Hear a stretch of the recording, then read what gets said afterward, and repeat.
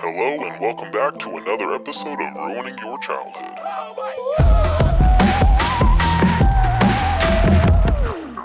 Welcome back to another episode of Ruining Your Childhood, one sculpt at a time. Today we're going to be going to the comments and seeing who you would like me to sculpt. So today we're going to be sculpting SpongeBob SquarePants. Now before I get blanket partied in the comments of people telling me, hey, a realistic SpongeBob would just be an actual sponge. Don't worry, I did think about that, but that video would suck. So I'm here to disappoint you with my sculpting skills, not my sponge selection skills. Anyway, now that I'm happy with the shape of SpongeBob's sponge body, we could go ahead and stick some pre-baked, pre-sliced eyeballs, finding their proper spots, then shoving it in with my fat fingers. Are thumbs fingers?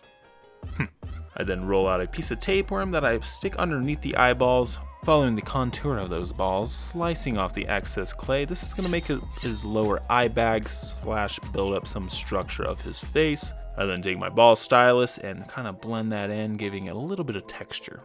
Using that double hand dual rolling booger technique, I go ahead and roll out a couple of maggot-sized pieces of clay, giving them a slight C shape and then placing them on the side of his face. I then blend those shapes in with the ball stylus and the back end of my X-Acto knife. I go ahead and slice off another piece of tapeworm, placing it on the top of his eye to make up his upper lid. Once we get that piece of tapeworm firmly fastened to his face, we could slice off the excess clay, then take a small ball stylus, blending that into the rest of the face, also adding some upper eyelid texture. Going into these projects, I never really have a full vision of what exactly I'm going to be sculpting. I just have a vague idea of what the character is going to look like and a false sense of confidence. But it's around this point that I decided SpongeBob should have one of those facial expressions of, I've asked you 3 times if you wanted a receipt, Karen, and I'm one eye twitch away from throwing hands. So with that being said, his eyes for sure are going to be bulging. Using a little triangle piece of clay, we made his upper lip, and now we're onto his nose. I wanted to go for a little bit more of a realistic look here versus his end of a broomstick handle type nose that he normally has. For this, I just took a piece of clay, then kind of worked into, I guess a nose shape. Don't really know how to describe what I did here, but there I am picking his nose with my ball stylus and blending it in with a rubber sculpting tool. Now that I was happy with how the nose came out, we can go ahead and finish up his mouth by adding his lower lip. Put a little piece of clay on the inside of his mouth just to help hold the form a little bit better when I'm sculpting. Put that lower lip on, slicing off that excess, blending it in with the ball stylus, then removing that little piece of clay that honestly serves really no purpose, and we're left with a decent mouth shape. Add a little nug of clay to the bottom of his chin to make up his chin, blend that all in, and then I take some time just making my way around, smoothing everything out, making it more cohesive. Happy with that, we could start adding his pores, or his sponge holes. Sponge sphincters? I don't know. Okay. Starting with a variety of different ball styluses, I make my way around SpongeBob, making some divots and holes, followed by giving him a good pounding with some different sized ball styluses. This is really just to break up the smoothness of him, make him a little more sponge-like. Now that I'm done giving SpongeBob his massive skin sphincters, it's time to add some real texture using one of his distant globular cousins, a real sponge. Taking the sponge, I firmly press into SpongeBob's body just to give it a little bit more of a dried up texture. And once he's looking all spongy, we could go ahead and start adding his teeth. Off camera, I made some pre-baked eyeballs using some translucent clay. I love the way the translucent clay looks when it comes to teeth because it already gives it that pre-yellowed tooth look and makes my life a lot easier when it comes to painting. Using some tweezers, I shoved those front 2 beaver teeth in, followed by a couple smaller teeth just for some artistic liberties. With SpongeBob's face complete, we could go ahead and put it in the oven for its first bake. And with SpongeBob backed and baked, we could go ahead and move down and start working on those britches. I lay over top of SpongeBob a blanket of flattened out clay that I wrap around his body, cutting off the excess and then smoothing it into the rest. Once I was happy with that, I then repeat the exact same process, putting a piece a little bit lower, making sure I leave a little bit on top to have enough room to add his tie-in collar. Up next, we can start adding those tiny details, starting with his belt. Just like everything else, it's a piece of flattened out clay that I slice into a thin piece, wrapping it around his waist. I then go around the body, putting little pieces of clay on top of the belt to indicate his belt loops.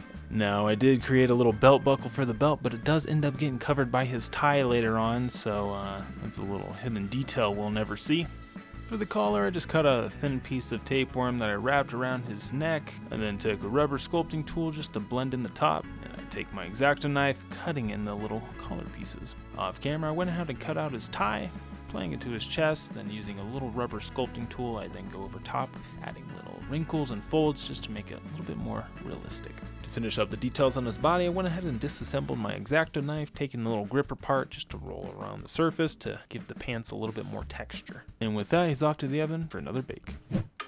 With SpongeBob all starched up and back from the laundromat, I went ahead and made some pre-drilled holes for the bottoms that I'm going to insert little pieces of armature wire in to make up his arms and legs. I clipped and bent the wires into their action poses off camera. Now we can start the enclaying process.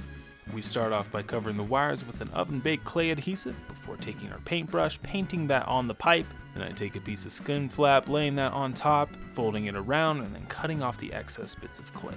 Do the same thing for both legs, and then we can add his little kneecaps. Pinching off little balls of clay, I put that where his knees would be. Using my silicone tool in the backside of my X-Acto knife, I blend that in. Up next, we got his pant legs. Short legs? What do I call these? Take those, wrap that around a few times just to build up some thickness before smoothing it out. And I take my X-Acto knife, cutting off the excess bits of clay, and using that same sculpting tool to blend it into the rest of the pants. Big shout out to SpongeBob's grandma as we use her to texture his thighs. Speaking of shoutouts, I want to say huge thanks to everyone that's been leaving comments. You guys have been leaving some amazing suggestions of who I should create, so just keep letting me know down below who you'd like to see me sculpt next, and I'll try my best to make it. As for SpongeBob's tube socks, they're made pretty much the same way as his shorts, starting with a piece of clay that I wrap around his calves, cutting it off and smoothing it out. And I take my smallest ball stylus and I go up and down, making these little grooves to imitate sock texture. For his shoes, I made these two little things off camera that I then take the point of my X-Acto knife, making these little half crescent moon shapes, cramming it onto the front of the sock, then blending that in. Now, I did add laces and some detailing, but for some reason I didn't film it, so you guys will just have to see it in the final product, I guess. SpongeBob's arms are made the exact same way as his legs, starting off with a piece of armature wire that I coat in a thick layer of oven-baked adhesive. I then blend that all together with a paintbrush, cover that up with a thin piece of skin flap, and then I finish it off with a good old slice and rub down. I decided I didn't want his arms to be perfectly straight, so I do add a little bend into it. I then use that same sponge as before and press in some more detail. Now that we got a couple of dried up worms for arms, we could shove those back into the body. Then take a couple pieces of flattened out clay that I lay over top of his shoulder, blending it down into a C shape. And I take my sculpting tool, going over the rim to blend it into the body to make his sleeves. Now that SpongeBob's all sleeved up, we could start working on his hands. Start off with a ball of clay that I mash with my thumb before cutting off the two sides, making sure that I save one for later. I then slice in little fingers, making sure not to slice my actual finger. What am I doing? I then take that little piece of clay that I cut off, apply it to the front. This is going to be the thumb portion. I then just go around to each finger, making them a little bit more round and making them a little bit more finger shape until we get ourselves a little hand. I then take my sculpting tool, drawing little wrinkles and folds in the hand, make it a little bit more realistic before taking the ball stylus in and drawing in little fingernails. Once I was finished with all those hand details, we could go ahead and shove the hand onto his wrist, then use my thumb just to blend in the excess clay. Take that sponge again and just touch up the back of the hand, giving that texture, and we're all set. Off camera, I went ahead and made his other fist, and we're good to go and off to the oven. Because SpongeBob is primarily yellow, I did go ahead and prime him white. This just made it 100 times easier to paint.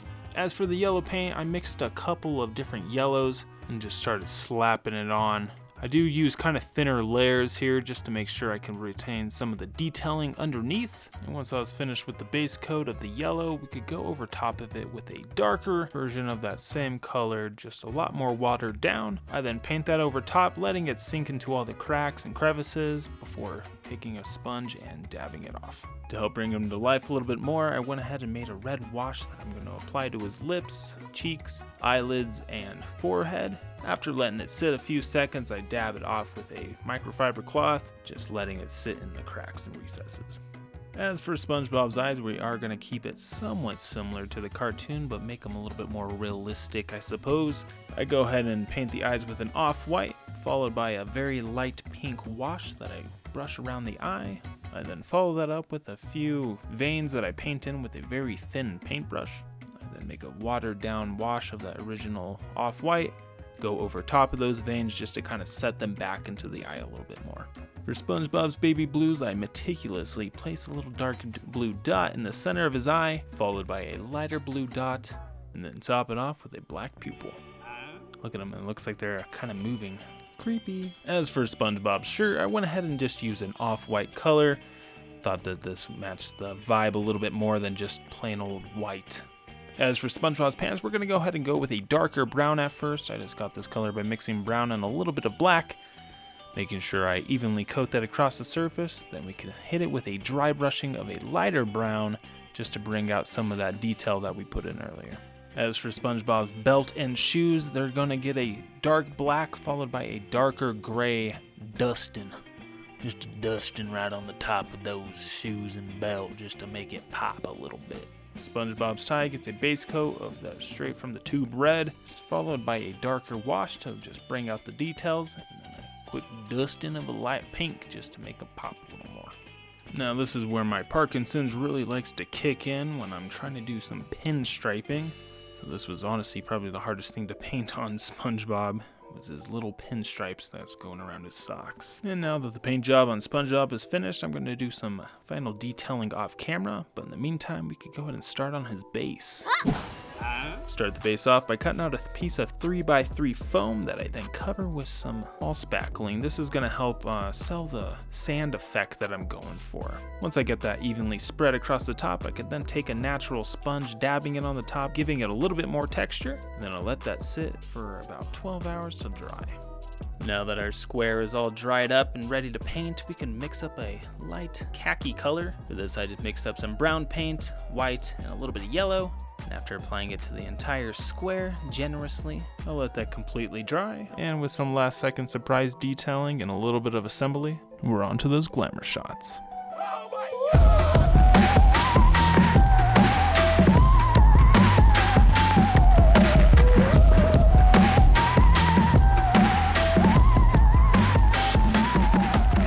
Thank you guys so much for watching the video. I hope you all enjoyed it. Don't forget to hit that like and subscribe button, and also leave a comment down below of who you would like to see me sculpt next. I'll see you next time.